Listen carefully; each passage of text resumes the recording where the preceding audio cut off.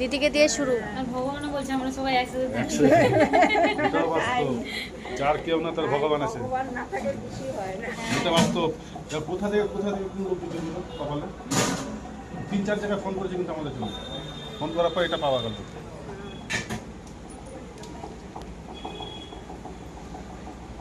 এটা ভালো হলো, খুব ভালো হলো।